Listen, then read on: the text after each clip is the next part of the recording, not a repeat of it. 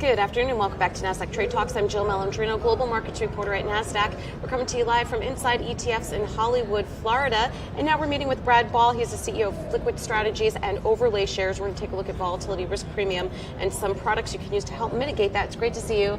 As always, thanks for joining us at Inside ETFs. And let's learn more about volatility, risk premium, what that is, and how you can harvest that with overlay shares. Sure. So a lot of investors are unaware of sort of what volatility risk premium is, and really all it is it's insurance premium. Investors spend money to protect against certain events happening. It could be the market going up or the market going down, and so like most kinds of insurance, people spend money on that insurance that they don't need, and so oftentimes those insurance contracts, in this case options, expire worthless or strongly diminished. So rather than being a purchaser of options, we're a harvester or a seller of those options, which generates premium for our investors.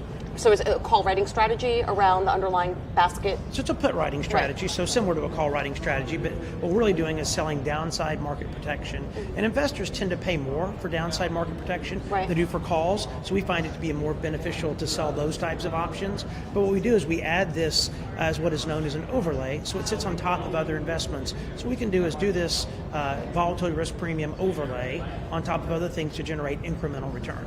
All right. Now, it's also a strategy that will also help you recalibrate risk as well. I mean, if going into the past couple of weeks, the trajectory was all the way up. This past Friday and Monday, clearly you can see some of that volatility come back into the market, so it allows you to kind of reassess and recalibrate.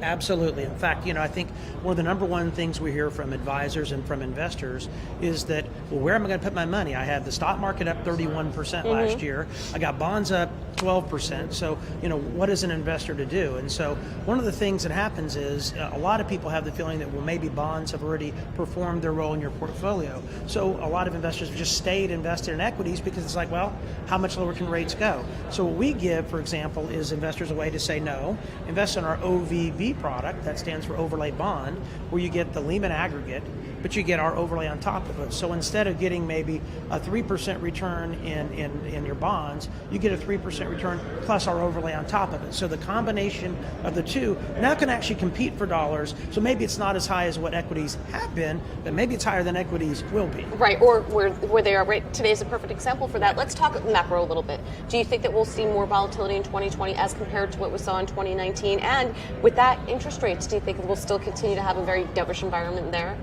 Yeah, I do think we'll continue to see volatility, but that would be expected and welcome. I think many investors forget that the average VIX, if you look at the last 20 years of VIX, the average VIX is more like 18, 19. It's not this 12, 13 we've been living in. And so we've become accustomed to almost no volatility, the type of volatility that indicates the market's going to move less than 1% a day. I think it's been 70 days since we had a market move of 1% or greater. So people start to get acclimated to that, and they shouldn't get too acclimated to it, because as soon as you do, the market will take you the other way.